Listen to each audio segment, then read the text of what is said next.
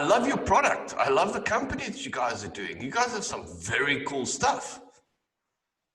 Well, we appreciate that. We appreciate the opportunity to be on your podcast. We've been doing this a long time and approaching 26 years, which is hard to believe.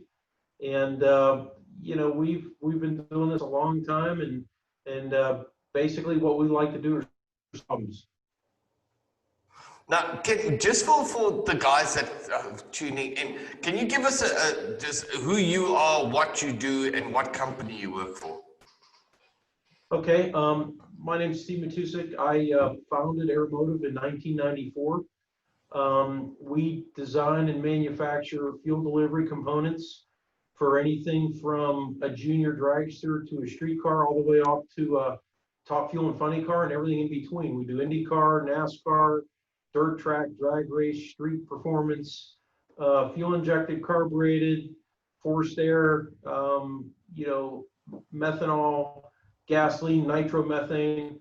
We pretty much the gamut when it comes to fuel delivery, and we create systems. We don't just create a pump or a filter or regulator or a tank or lines or fittings, we do it all. And we like to understand the application and come up with the solutions to problem the way of a fuel delivery component. Now, I mean, this is completely fascinating to me. Where did you start getting it? I mean, because fuel delivery is just one. I mean, if you look at a motor in total, I mean, that's one aspect, and I mean, that's what you guys specialize in. How did you guys start? How did you get started on that side of the business? Well, how much time do you have? I'm a lot.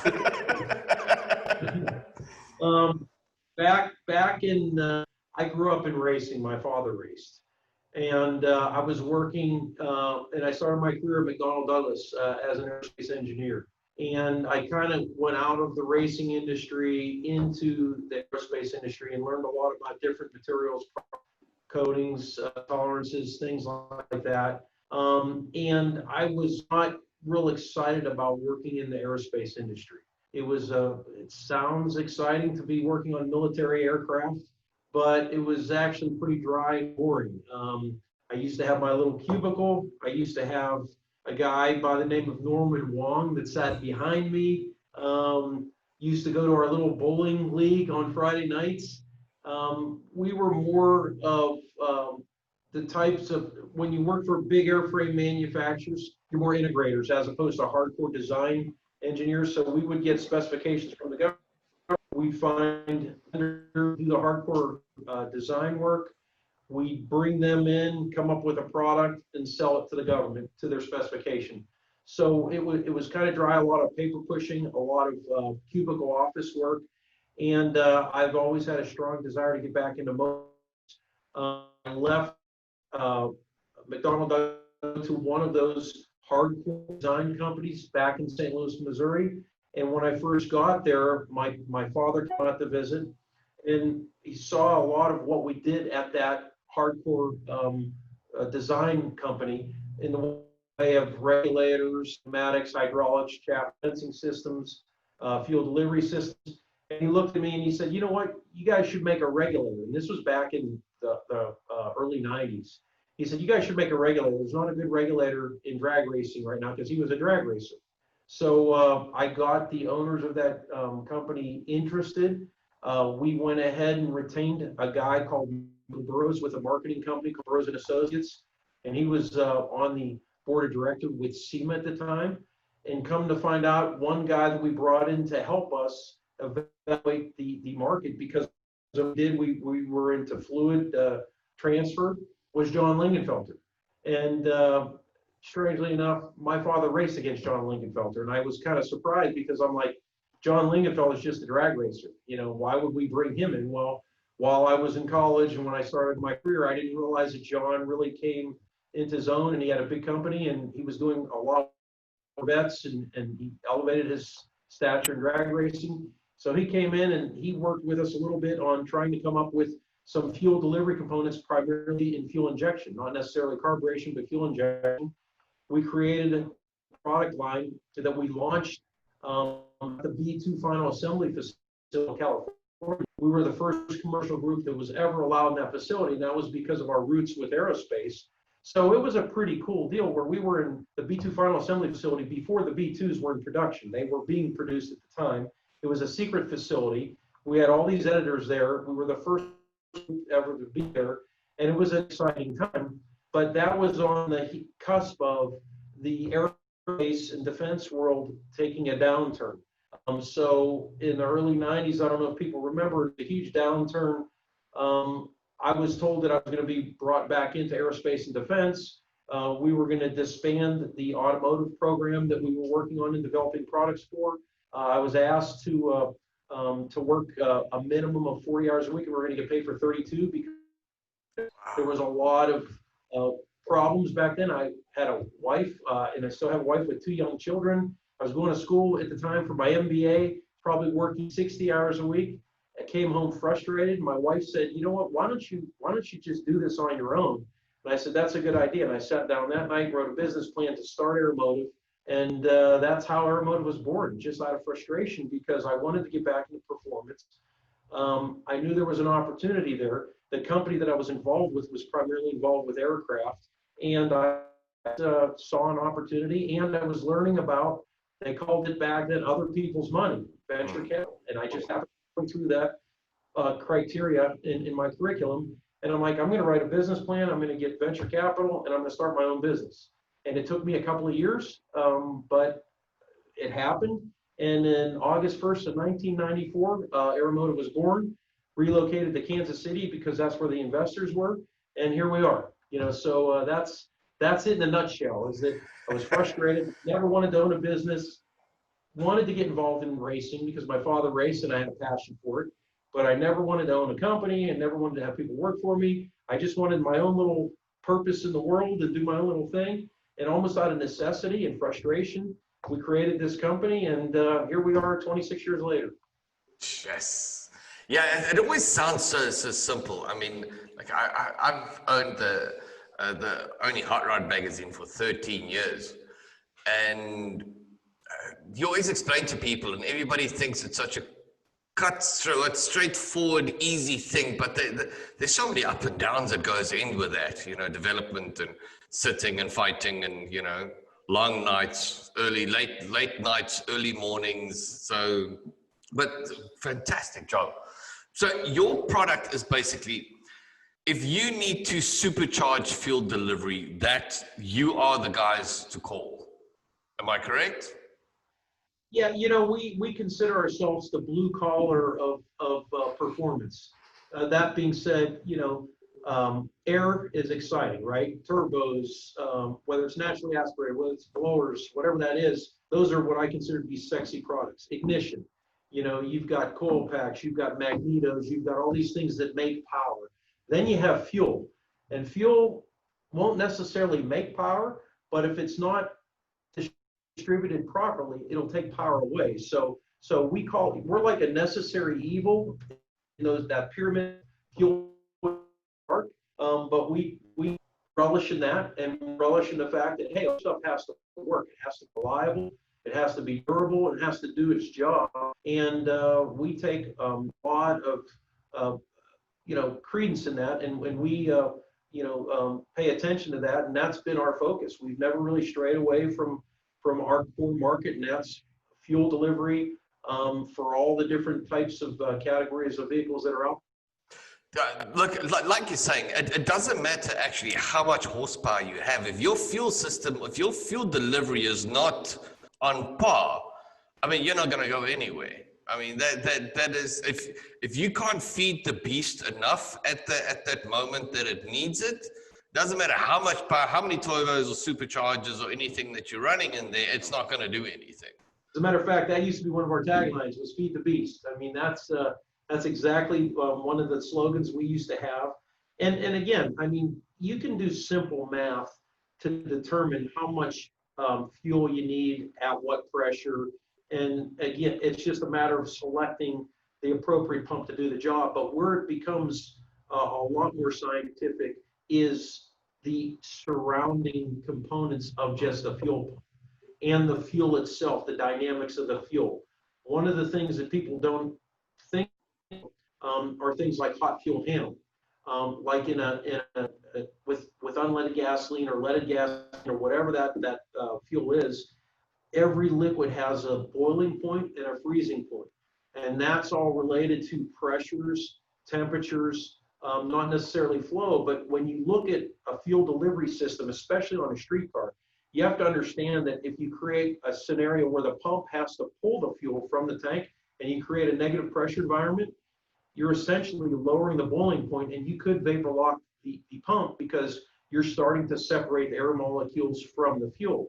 So you have to be conscious and cognizant of what fuel is it, what environment are you in, and if you can create a positive column height on the inlet of the fuel pump, you're essentially raising the boiling point of that fuel, and you're eliminating the potential for hot fuel handling and vapor lock and things like that. So whether it's pressure by having to suck fuel out of the tank, or if you have a restrictive filter that causes the pump to suck fuel through the filter, or if you have lines or an inadequate vent that cause that dynamic, those are all factors that you have to consider in a fuel delivery system, that you make sure that they're all working together in concert so that you don't create a problem that has nothing to do with the fuel pump, but it has everything to do with the way it's plumbed and the temperature that's created in the environment that it lives in.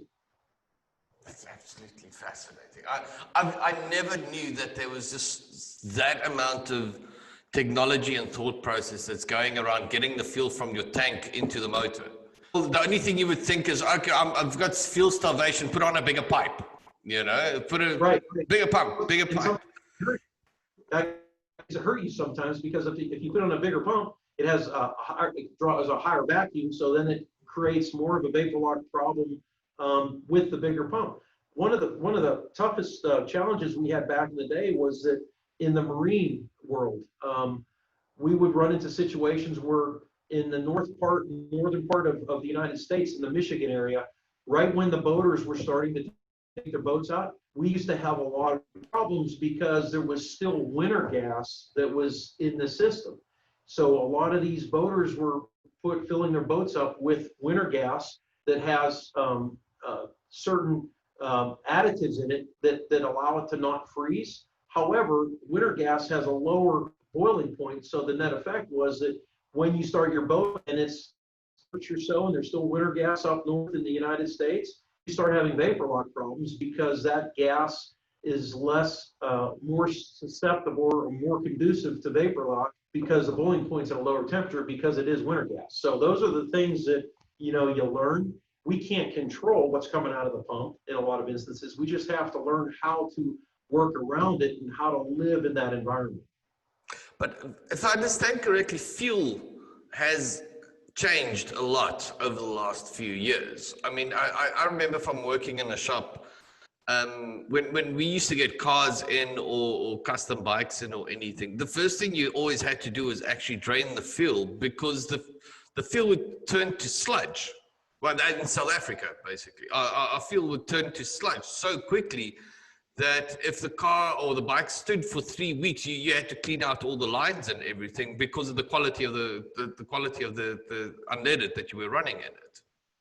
Is that? Yeah, I mean, and that makes a big factor in performance. Oh, absolutely. I mean, that's where a lot of the additives tend to boil off, even at atmospheric conditions. Normal standard atmospheric conditions. Some of the additives, if it sits around, it boils off, and you don't have the pure fuel that you think you have, and then it creates varnishing and problems in the entire fuel system. So fuel has come a long way since then, and it's higher quality now. But now you have ethanol type fuels, E85, things like that. Those types of fuels are a lot more corrosive to components. So you have to make sure that your O-rings, the diaphragm you use, internals to the pump have the appropriate coatings. The motors have the appropriate in them. So those particular internals are compatible with those types of fuels. The other problem you have is like with a brush style motor, which a lot of pumps still are, and we have a lot more type technology pumps. were very corrosive in nature with oxygenated fuels, that being methanol, and E85 type fuel, because believe it or not, those fuels are more conductive than gasoline, which basically means when you have a brush style motor and you have brushes running against the commutator, if something's more conductive, you're essentially starting to short out that motor. You're reducing expectancy dramatically of the electric in the pump. So again, there's things that in this world, and to try to develop products for it, to try to develop products that will live in certain fuels, in certain environments, with certain mission statements, you have to understand the media that is going through that system and how you can protect that product against those particular medias that are used to make power in your engine. So you started your company, and you guys are getting going, and you're getting involved in drag racing. Now you have, what, 8,000 horsepower motors that are looking for fuel systems. I mean, that's a whole new world, isn't it? I mean, now trying to supply fuel to something like that power. It's crazy. I mean, you know, my race car, Hub Dyno, 2 weeks ago, and I made 3,509 horsepower on methanol. And I run a ProMod car, and that's not even nitro. Then you have the nitromethane type applications that make, you know, they say close to 10,000 horsepower, if not more. The amount of volume you need, and the way, and you have to, the pump has to be repetitive. The same thing every time, and rely on that. I mean, it's crazy. In the street world, I got to tell you, about 15 years ago, 1,000 horsepower used to be the magic number that everybody used to use. However, back 15 years ago, everybody said they made 1,000 horsepower, but they probably only made 600. We're just kind of being a little admonishing a little bit of what they're really making. But now people are truly making 20 horsepower on the street. That is crazy to make that kind of power. Perfect person that I'm very good friends with, and he built a couple of my race cars. His name is Larry Larson from Larson Race Cars. And Larry was weak. He had a twin turbocharged Nova, and then he built a twin turbocharged truck. And that truck has been, you know, under seconds at over 200 miles an hour in the quarter mile, and he drives it on the street. And he had 2 different systems. He had methanol, but then he said he could drive it on the street. He had 2 different tune-ups. I mean, but you're talking about a realistic 2,500 horsepower street-driven vehicle, which, think about not just the fuel demand, but the durability and the reliability of being able to have something that can live, that provides that amount of volume over a period of time. And again, considering all the fact of all the environmental issues that would create vapor lock because of hot fuel handling and things like that, I mean, it's a challenge. But we like that, because when these guys ridiculous power numbers, that's a market. That's a problem to solve. That's something that we're looking at, that saying, hey, look, we do that because that takes us from the competition, because we're very system oriented. We're applications minded. We like to understand the entire system, because, you know, let's face it, we never do products, because in our world, if you do a me too, you don't understand why that particular product you're trying to invent in the place. You understand why you're what you're trying to do.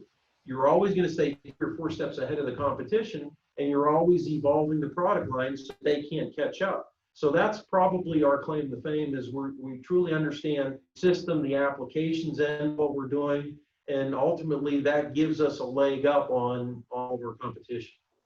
So when events like Drag Week, Hot Rod Magazine's Drag Week came up, I mean, you guys must love that. I mean, that is what town driving, street driving, drag racing, everything in the same car. I mean, the application and stuff that must go into cars like that must be insane. Absolutely, absolutely. And then the Pikes Peak, you think about that. You know, you're on, you know, a 12% is Well, what people don't think about is what happens to fuel when you do that. Well, it goes to the how to make sure you keep the fuel at the inlet of the pump so that you keep the pump so you can keep put fuel into the engine. So the challenges, road racing, when you're turning left, right, the transit vehicles, what people are doing, they'll take a classic muscle car and they'll put, a late model LS platform or a Coyote platform for Ford, those vehicles. Well, those vehicles weren't designed to have fuel injections in them, and the tanks weren't designed to have a pressure pump inside the tank. So we put our pump in OEM style tank without changing the tank or the installation tank, but giving the enthusiast the ability to hook up one line, a couple of hours with a tank that fits in his classic vehicle, and now he can fuel an LS without even thinking about it. So we're trying to make everything hassle-free, easy for the consumer so that they can drive their car instead of figuring out how to chop it up and make a gas tank and figure out the dynamics, how to get fuel out of a tank into an engine that was never designed to have high pressure going into an engine because it was never designed to have that duty cycle. So those are, again, challenges we love, and we've cracked all of those codes. And that's what's exciting about it, is just solving problems. I had a look at that when I went. I mean, obviously, when we started setting up this meeting, I went and stalked every bit that I could through your website, and you guys have a lot of plug and play products. For I mean, look at obviously Mustang, Camaros, all this type of stuff. The applications that you guys are doing for, I mean, with the amount of LS swaps that's happening at the moment, I mean, that is the biggest thing at the moment. Everyone's throwing LS2s or LS3s or Gen 2 motors in their cars. That was something that always got me is like I said, the fuel delivering system. It's one thing going, now you're moving over to fuel injection, but you're putting everything is still going into cars that didn't have anything. So now it's like you said, it's new fuel tanks, it's new everything. You guys have, I mean, your website, and we'll put a link through to it. You guys have everything right there just to order. We do, and we're expanding that offering based on the basis. In addition, we have universal product where you can buy some of our Phantom systems, as we call them, and retrofit your own gas tank. And then recently, we just created what we call a model shop, where if we don't have a solution for your particular vehicle, call us and we will one-off conversion. And the beauty of that, if a consumer calls us and some type of a combination that worked on yet, and we'll go through a series of questions with them, they'll send the tank and we'll go ahead and incorporate our fuel delivery module into that particular tank. Well, now we learned, okay, now there's another application and we could add another SKU. So we constantly work with the consumers to solve their problems. And as we do that, it helps us as well, because now we offer or continue to increase our SKUs. Now we're involved with, a lot of trucks, a lot of the really strange vehicles, Pintos, Mustangs, Camaros, Novas, virtually everything that has been driven since 1940. We're willing to take a look at it and see if we can't help you solve your problem, because that adds to our archive of information that we can help somebody else down the road with a type item. That's absolutely crazy. I love that. I love the fact that you guys focus on that one section. I mean, it makes, to me, it opens up a whole different world when it comes from a motoring perspective. So I go out and I buy an old Fox body, and she's running the small block, and I decide I want to come to you guys and we're looking at fuel delivery system. What power difference does it make having a proper fuel delivery system to something that came out stock with a car? Does it make a big difference performance-wise? Well, I mean, again, it all starts with, okay, what are you trying to achieve? What engine, how much power, what fuel, what type of fuel system is it? Is it EFI? Are you going to use turbos? Are you going to use E85? Are you going to use gasoline? We try to, and we actually have a product builder on our website where you can come in and it's like a power planner where you can do that. You can say, hey, what's this car used for? Is it drag race? Is it off-road? Is it, street driven? So we go through that whole process on our website. And then here's where people, some of our competitors maybe don't quite understand how fuel delivery works, is that the very first thing you choose when you determine what you need to fuel that vehicle is the pump, the size of the pump, based on all that information. The next thing you do is you choose the regulator, because regulators are designed to go with pumps. A lot of people don't understand that, they think that, oh, they need a fuel injected regulator. Well, they have to understand that the regulator is designed to work with the pump, not with the engine. It's designed to work with the pump because we design the orifice, spring rate, the diaphragm area, the adjustability, all to make sure that it can handle what that pump does given the duty cycle that it has to live in. Then once you choose the regulator to go with the pump, then you choose your line sizes and your filters and your vent size and all of those accessory type items in order to make sure that you have a fully matched fuel system, because the fuel system is only as good as the link in the chain. And if you have one area that doesn't meet the requirement, you're going to have problems. But if you do everything the appropriate way, I mean, we've got fuel systems out there that support 1,000 horsepower and have gone 125,000 miles on street cars. And it's because you have to have all the associated components that allow that pump to work and not be obstructed. Because once you start to restrict the pump for whatever reason, that could be because of, it could be because of a clogged filter, because of, a poor vent, you start to take lubrication away from the pump. Taking lubrication away from it in the way of the fuel, then it starts to wear. So it's no different than an engine. You have a dirty fuel filter, it doesn't matter if you have the best oiling system on the planet. If you're not getting the oil where it needs to be, you're going to destroy your engine. And the pump is the same way. And 90% of the problems that we've seen with fuel delivery are really related to the inlet side of the pump, not the outlet. Most every pump can push. Even if it has a little bit of an obstruction, it can push.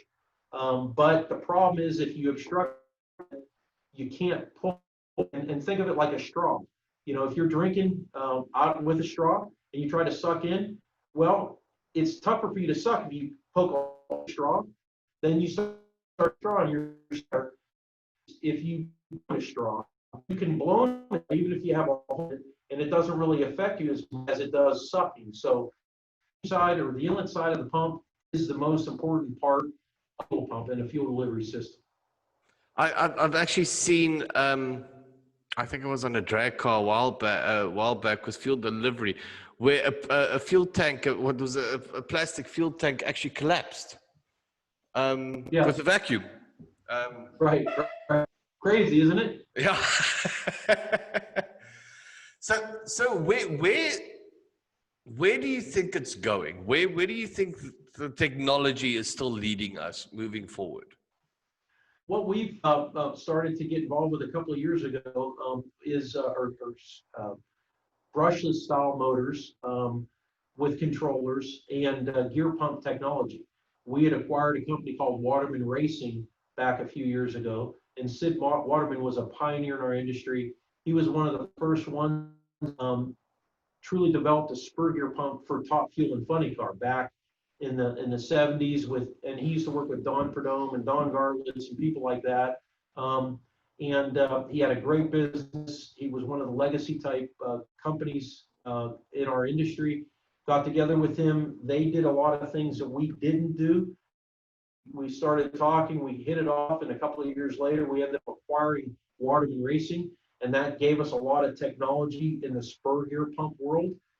We started to marry that to the brushless motor technology with controllers, and now we have TVS type controllers that basically on-demand type systems where we can manipulate the speed of the motor, we can control the heat. Now we have some pumps out there that are 10 gallons a minute, which are the largest electric pumps on the market, and they'll go 60, 70,000 miles on a street car. So to have something like that that supports that big 2,500 horsepower in the form of an electric fuel pump is crazy. And the fact that we can do it with a brushless motor, whereas when the car is at idle, the pump's slow speed, modulate the pump. When the engine RPM ramps up, or when you have a boost signal, or when you have throttle position, we have a lot of inputs can activate the speed controller so that then it starts to elevate the speed of the pump and it gives you fuel on demand. So that's where it's been going for us, is to try to make pumps that are fuel on demand, because, again, to go from 1.5 gallons a minute, which basically 15 years ago was one of the biggest pumps, electric pumps in the marketplace for continuously driven vehicles, to 10.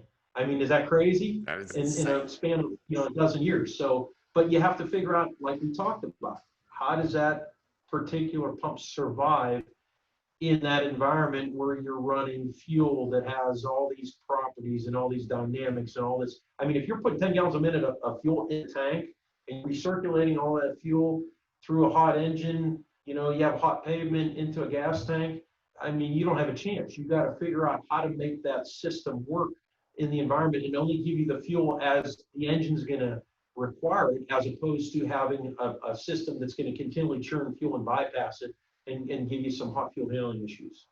Yeah, but then you can create vapor, which becomes problems because that can get sparked and that can explode.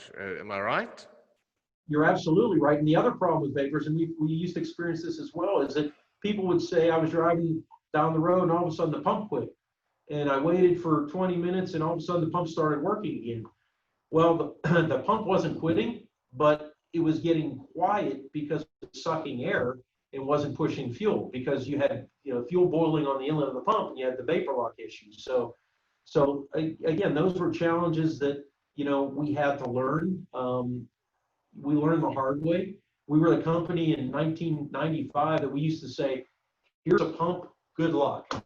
How do you use the pump with an inlet dash pin outlet on your car? And then it's like, okay, I guess we need to figure out how to get that pump installed on cars. And then we used to baffle tanks. And then, and we take a car and we baffle and weld the sump on it, and then we start selling those. And then we started to evolve the product line. Well, what's the appropriate line size? Well, you can't rely on or the build size, so we start offering kits. Well, here's the pump, here's the baffle, here's the filter, so that we know that everything's matched. Ultimately, these electric pumps belong in the tank. You see any OE car that comes out, all the pumps are in the tank. Why is that? Well, because you have column of fuel. And anytime you have a column of fuel, weight, and that weight creates pressure, and that's pressure on the inlet of the pump. Makes sense. That eliminates some hot fuel handling issues. Plus, you have that column of fuel that keeps everything cooler. So, and it quiets everything down, because take a pump and mount it on a frame rail, well, it's like exhaust. If you touch exhaust exactly to the frame rail, you're going to hear reverberation. That's why you have rubber mounts and things like that to isolate it. Well, the fuel in the tank isolates the pump and it quiets it down. So there's a lot of things we learned over the years where we said, hey, look, here's a pump, good luck. And now we say, here's a box with everything you need, install it. And the consumer's different today than they were 15 years ago. I'd like to say that the consumers now are more like the boat guys were 15 years ago. And that's do it for me. They used to be do it yourself. Guys should not be afraid to weld, work on their car. Part of their whole mentality was the destination, right? Working on the car, getting it done. That was their pride and joy. Now people don't have time to get in the car. They don't want to mess with the car. They want to, go down the road or go to the racetrack. And so we have to give them foolproof solutions so that they can install them and not have problems, so they can enjoy their vehicle. You want to eliminate, they want to try and eliminate the trial and error time as much as possible. They don't want to sit there and try and work everything out. They want to pick up the phone and go, I need this, Right. Over the years, I mean, like you were saying, how horsepower and everything has increased. I mean, that must have been that puts a lot of pressure on a company like yourself that needs to keep up with the demand that these guys have. I mean, it's more power, bigger motors, more cubic inches, bigger turbos, bigger everything. And then they turn around and they look at guys like you and they go, okay, well, we made this. now we need to feed this thing. We need to get fuel in. I mean, is that how the process works with you guys?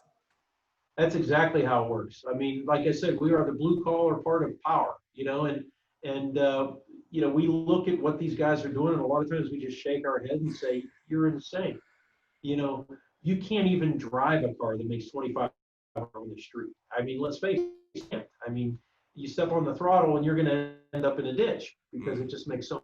But these guys, that's what they're doing. So we have to take a deep breath and say, okay, go back to the drawing board. What technology's out there that we could pull from to help us come up with solutions for those problems?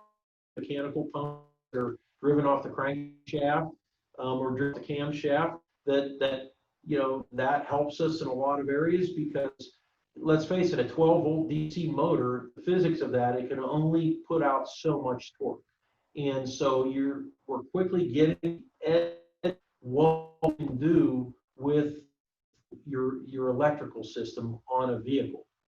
So now you'll see 2 or 3 pump type applications, but you basically need enough power to weld, with your electrical system in order to fuel those. So we have some solutions even where we have cable drive type pumps where the Waterman component that literally has cable drives where you can have a bracket coming off of your belt system that runs a cable back to a pump, pulls fuel out of the tank that creates no heat, that gives you the volume you need to feed the engine. I mean, and it's insane, but that's a big market. I mean, and we sell quite a few of those, and the cables are ridiculously large, but it works. And even in NASCAR, a lot of the Ford cars are employing that technology because we have a mechanical pump that we have a drive system with the cable going to the pump, pulling it out of the tank in order to fuel the EFI cars in NASCAR.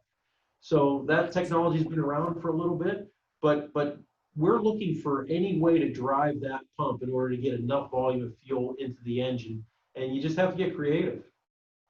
That is absolutely insane. Steve, this has probably been one of the most educational podcasts I have done. I mean, you have completely blown my mind. I never could have thought that just fuel delivery on its own, it could be this fascinating. That's insane.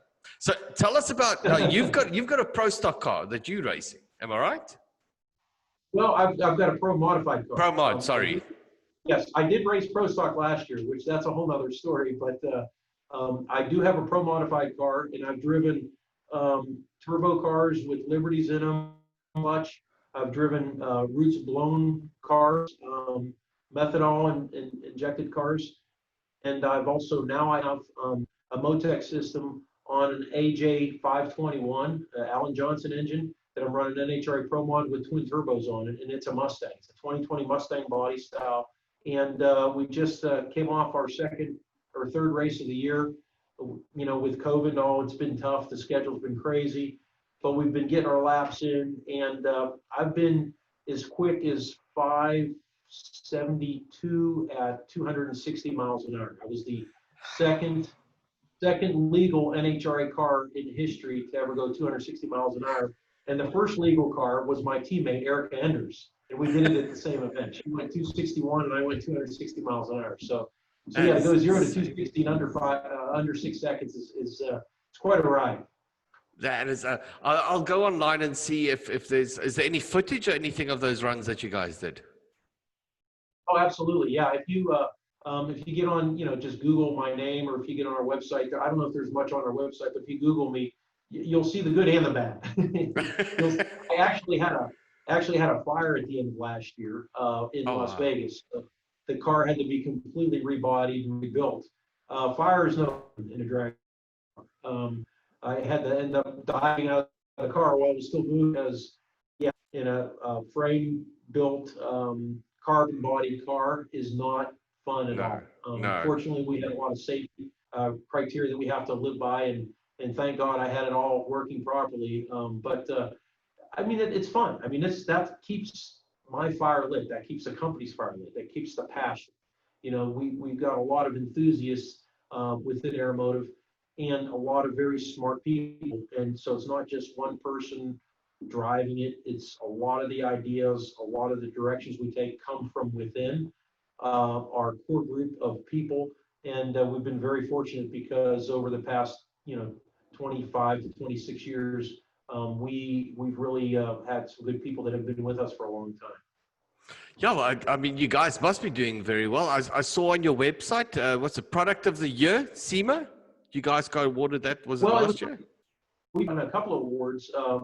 We won quite a few best engineer of the year, but we're really proud of in 2018 SEMA manufacturer, and for us to be given that honor, bestowed upon us that honor, was quite impressive because that's for the entire performance aftermarket. And the three finalists was Moog Automotive, was Edelbrock, and was Aeromotive. And to be selected as the manufacturer of the year was quite our size. We're not quite as big as some of the other companies, but based on the business, the product, your chemistry, how you treat your people, it's not just how you deal with your peers or your product or your distribution, but it's how you deal with your employees and the benefits and the whole package. So we were pretty proud of that award, and we just love what we do. I mean, and we're very passionate about it. And we have a lot of, like I said, very, very good, loyal people with us for time. Well, I think you can see it. You can see the passion in the product, the drive and everything that goes into it. Yeah, I take it you guys are probably going through to SEMA this year. Well, that's a big question. I mean, this is a strange year. Oh yeah. 120 days ago, and we just had a meeting with all of our people today. 120 days ago, I honestly didn't know what was going to happen. We didn't know if we were going to survive, if we could stay open. We didn't, know what direction we were. And we're on by far our best year ever. We're having a record year. We're in great. I hope it's sustainable. But when you start looking at SEMA and the risk versus the reward and sending people out there, and let's face it, I go to SEMA PRI every year and I come home sick every year. Really? Because it's a cesspool, right? I mean, you go out there, you shake hands, you meet all these people, you catch something. I mean, you always catch something. So for us to subject people, our people, to that environment, we're not sure that we're going to attend this year. Which I hate to say that because we've been going to SEMA every year now since, probably the last 20 years. And I went there before with my other company. So I hate to say that we aren't going to participate, but man, well, we're concerned. We're very concerned about what's happening in the world, and I don't know if it's political. I don't know if it's real or if it's make believe.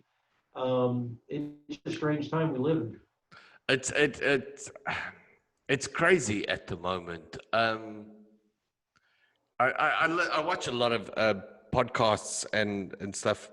When I mean, here I'm sitting in a small town in South Africa, and I mean, I'm speaking to guys. You guys, what area are you guys in again? We're basically in the middle of the country. We're Kansas City. Oh, you're in Kansas City. You're the Kansas City Chiefs, right? The Super Bowl champions. Exactly. So, but I listen to they talk about, especially in the U.S., Florida, how bad it is in Florida, and how everyone thought it was getting better, and then all of a sudden it's just gotten worse. And then you adding that up with the mental state that I actually want to say the mental state that the world is in.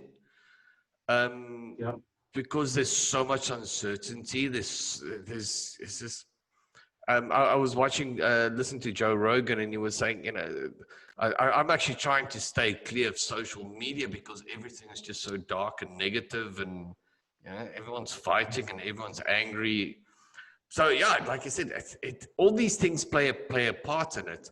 When it comes to SEMA, I mean, I want to try and get there, but you have to keep thinking about.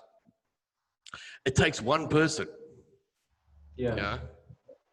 It does take one person, and that scares the shit out of me as well. You know, I mean, Well, and I'm sure, did you meet my son-in-law, Johnson? no, He set up this podcast, but he works for the company, and he's our VP of sales. And I'm going to be November 3rd. So my first grandbaby, I got 3 daughters, but my nice. youngest daughter is pregnant, and so it's a boy. So I'm excited about that because I'm going to destroy this boy, I'm going to spoil him. But anyway, you look at that, and he's part of the company, and he's an integral part of the company. And for, not knowing what this disease could potentially do to an unborn or a newborn, you don't want to subject, your family to that. I mean, it's a risk versus reward. What's the risk versus the reward of, I love the people. I love, getting together, but man, I can't in good conscience, have any of our family of employees go out there and potentially risk contracting this disease. So Well, and maybe now we're it's better to pause and just say, let's see what happens next year. well. Now they're talking that they don't think they think you can get it more than once. They're not sure anymore. You know, And I mean, we know people too that, and I know 2 instances. I know one, and there's a company that we know of here relatively close to us that somebody that had it. A couple employees went to get tested. Well, they had to wait 4 hours, and they're like, we don't have time, so they went back to work. They never got tested, but they signed up for testing. Well, a week later, they got a notice saying they tested positive. They never got tested.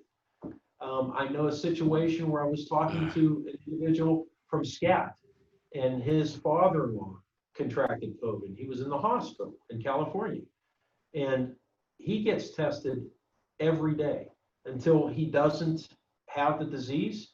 Well, they count every time he gets tested as 1, 2, 3, 4. So one person got 7 tests in a week. Well, they're counting that. So it's like, okay, guys, that's crazy. Yeah, why are they doing that? I mean, in election year, let's face it, Trump's done a lot of good things business-wise for America, but he's an ass, right? Yeah. He's just, I mean, no, now, I don't want to get political, but the guy is just an ass. And so we got a huge power struggle going on in this country, and I never realized that these people that's all they care about is power. It's like they'll do anything to stay in power.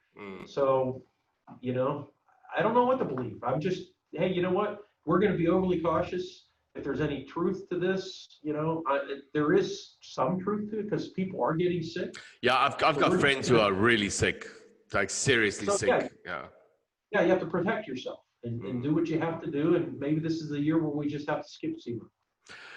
Trump, I mean, we can't talk. I mean, the crap that's going on in South Africa is just stupid. I mean, we've got a ban. They've banned alcohol and cigarettes in South Africa. Because of COVID? It just makes everything worse because now you're stressed out and you can't smoke or drink to deal with that, So, right. So it's the banning of alcohol and stuff, and the reason behind the alcohol ban is the effect it has actually on the hospitals. There's too many alcohol-related incidents that block up the hospital, and the hospitals are supposed to be focusing on COVID. That's the reasoning behind it. But we've got a massive wine industry and everything in South Africa, and it's killing businesses because all these guys aren't manufacturing. So, there's this constant thing between value of life and business and that type of stuff. And I always said to someone, it's very hard to say to someone, life is more important. And I'm like, yeah, but you're not the guy that's losing your business. It's it's the same thing. I mean, imagine after 25, like you say, 25 years, 30 years in business, and you're closing it down, and it's not because you did something wrong. You know, Right. wasn't a bad business decision or something. It's just because of an incident that's happened. Um, it's just it's crazy. One of my friend of mine that I work with works with TV, Julian, with Pocket TV. He's been posting stuff the last few days, and he's telling us that this is the worst thing he's ever had. Joints bad, and he thinks 1 minute he thinks he's feeling better, and then 2 days later he is down for a count. You know, like he's just so down, like he wants to sign his will. Um, you know, so I don't know. I don't know. I mean, it worries me because if I come through to that side, I have to be on a plane with weird strangers for I don't know how many hours. I have to sit on a plane with it. And you're worried about what you're taking there and what you're bringing back. So it's crazy times. It really is crazy times. But look, all we can do is look forward. Next year, I think what we should just do is all sit back and just wait for the aliens that's coming. You know, that's because Right, right, right. They're obviously on their way, right? they have to be. I mean, there is no other level of weird stuff that can go on besides for aliens coming, going up. So we were always here. You know. Yep, yep. Part of the master plan, right? Exactly. So thank you so much for being on the show. Look after yourself. Congratulations with the baby, being a pop-up. Yep, yep. And all the best. I'll link through to your website because I'm sure after this conversation, guys are going to get a bunch of phone calls or emails from South Africa because I don't think your product's really been pushed on our side that much, and we've got a big, what's it, petrol head or fuel crazy country on this side. Our drag racing is just exploding at the moment. We actually now have the fastest BMW in the world. Really? Yeah. Bueller, I think he came through last year. I think he was in the US. He did one of the, I think, Haltech challenges and stuff on that side. It's the fastest BMW in the world. It's like a pro mod type of thing, running a BMW motor. The guys are just doing next level cars in South Africa at the moment. So I think there's going to be a lot of guys interested in this conversation. Well, and whatever we can do for you, I mean, hopefully, do you know how to get a hold of us then? If you think for projects or any stories or want to evaluate, please don't hesitate. We'd love to work with you. And I think we do have some distributors in that part of the world, but that's where my son-in-law comes in. He knows exactly who they are. I'm the old guy. I can tell you what happened years ago, but I can't tell you what happened yesterday. So that's well, I look, I own the only hot rod magazine in the country. So we're pushing out we almost went completely bang because of COVID, because I mean, print, everything stopped, distribution stopped. So I'm very excited that we're getting our magazine out, which is hitting the shelves on 10th of August. But I'll speak to you guys and maybe let's get some information into the next one. To follow up on, start educating the market, if we want to put it that way. Exactly. That's the challenge is we're doing a lot of neat things, but it's so difficult to educate people on what we're doing. Exactly. And if we could use people that are intelligent and understand the world that we live in, like you do, that helps us make that transaction a lot easier, because I mean, we've solved problems that I think a lot of the consumers don't even know that can be solved, or times they don't even know they have a problem. Exactly. So when we love getting involved with somebody that can help us spread the word of how we do things and why we do things, because that helps us and that helps the enthusiasts at the same time. I really like what you said. I think you guys have solved a lot of problems that guys don't actually know they have. There's something happening on the car, but they can't put their finger on it because the knowledge isn't there. It's not ignorance. Right. Well, it's not stupidity. It's ignorance more than anything. The guys, and all it is guys to know that someone like you guys are out there where they can sit and go, you know what, maybe it's fuel. Right. Maybe it's Well, just, and that's right. And the reality of it is this. I mean, if you have a car or or a shop, you have your sample size of, hey, this is my car. These are the 5 cars on or whatever. And you've seen or been exposed to 1 or 5 or 10 fuel delivery systems. We've been exposed to them all, and that's all we do is fuel delivery. So chances are we've not chances, but we know we've seen a lot more fuel delivery issues, problems, solutions than anyone else. So it's worth making a phone call sometimes to say, hey, look, this is the combination I have, and in a relatively short time, we can say, hey, that's perfect, the way you have it plumbed and back, what you're doing with the vent and everything else, or we can say, you know what, you might want to look at this or change that or pay attention to this because, we see them all, and that's all we do, and that's why we're the experts. exactly. Well, at the moment, look, I know a lot of guys who are busy doing LS swaps. And as I'm sitting here, I know a lot of them have had fuel issues, and they always think it's ECU related, it's fuel injection related, and that type of stuff. Where Right. and as I'm sitting here, I'm thinking how many times that we kept thinking it was ECU related could have actually just been fuel supply more than anything else. And what's interesting too is that let's face it, there are a lot of manufacturers in today's world that are pretty good. I Yeah, mean, and typically, if we have a consumer with a problem, they'll have 2 problems, 3 problems, 4 problems, and we'll send them another pump. And let's face it, if we were that bad, we wouldn't be in business, right? So, mm, and a lot of these, the guys working on cars, they're arrogant, right? They have, a certain amount of ego, and they think they know what they're doing, and for the most part, they do. But sometimes it's breaking through and saying, listen, it's not that you're not intelligent, you just don't understand as much as we do because we've been doing it longer than you have. So yeah, sometimes breaking through, and a lot of people are quick, especially in today's world, to get on social media and say, oh, I'm never going to buy the product again. I drove 10 minutes and it quit. Well, I mean, come on. Again, if our product was that bad, we wouldn't be here. So that's the kind of person where you want to corral in and say, okay, you drove 10 minutes and it quit. Why? yeah. Was it the wiring? Was it the filtration? Was it the regulator? Not saying we're perfect, but and I think that's true of a lot of manufacturers. There's a lot of good product out there with a lot of our peers in the industry and even with some of our competitors. So I think if the consumer could be a little bit more open-minded and as opposed to getting on the keyboard, maybe picking up the phone and saying, I need help, I think that would go a long way.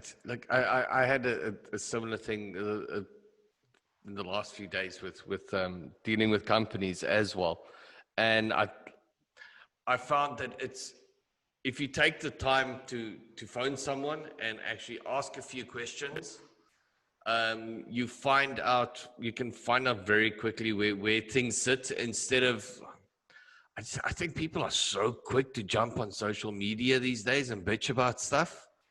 Yeah, yeah. Um, this naming shaming thing that people think that they should do immediately, um, out of interest.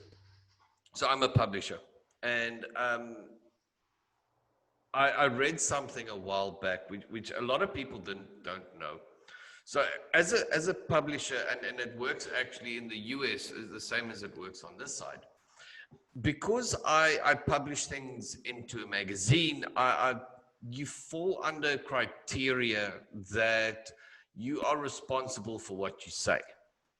Okay, Mhm. you're not allowed to print fake news. You can't, discrimination or anything. It's not a document that you signed. Or actually, you do. If when you go into social media, when you set up your Facebook accounts and stuff, and you do the terms and conditions, you actually abide by laws that fall about it. It's all in the fine print. What people don't understand is, as an individual, when you post something out into the market, you fall under the same rules as a publication. As a print, as a newspaper or as a magazine, dead in the time, just because you have that voice that goes out. And this is actually something that I'm trying to teach my kids when you talk about social media and stuff, is you really need to watch out what you say, because everything you say can be held against you. Right, for years. Yeah, for years. Record. It's a permanent record. It is a permanent record. You can get into a lot of trouble. You can get sued. People sit and use social media, and they sit at their desk or wherever they are, and they think they're in this little bubble, and no one can touch them, and they can say what they want, and they can do whatever they want, and they're going to have 5 friends that jumps on the bandwagon with them, and they're like, yeah, everyone's behind me. It's not the way the world works. You're still responsible for what you say, and you're still responsible for your actions. And yeah, your actions can get people into a lot of trouble. So when you sit and you try and break down a product, or you break down a company, or you say how crap things are, you have to be able to justify where it comes from. Yeah. Anyway, I'm preaching. No, I agree completely. I agree. Well, Joe, I appreciate the time. I mean, it's been very informative. And whatever we can do down the road, I mean, it was great meeting you. I don't know that we'll be able to meet in person this year, but hopefully shortly in the near future we can get together. We will definitely look for this year. I'm supposed to come through. I mean, you guys work with Ring Brothers. Yes. And they asked me to be at SEMA this year to unveil their new car. So, I mean, that is the biggest honor I've ever had. Oh, absolutely. Yeah, they're one of the best. Their game. They are just such great guys. So I'm trying to get there. So I'm just hoping that borders open up. I might have to wrap myself in bubble wrap when I come through. One of those bubble boy, right? Yeah, do a bubble boy. Yeah. Right. But yeah. Well, so hopefully there's some smart people that will get the vaccine that we've been waiting on, and maybe that'll be a savior. Let's hope. Maybe the guys at SEMA, what they should do is, I don't know if you guys have, we have them at restaurants. You've got those, they have it for summer. It's misters, it's like sprays mist, cold mist on you when you're sitting. Yeah, they should do that, but with sanitizer, like just as you walk, everybody walks through like a sanitizing mist system. Right. Yeah. I think just like Boston Spaceys, we just wear glass helmets, spacesuits, and we should be fine, right? That would be so cool. I'd love that. So thank you so much for everything. You have a great day. Thank you, Joe. And it's been an absolute pleasure talking to you. All right. Looking forward to that next meeting. Thanks, Cheers. Bye.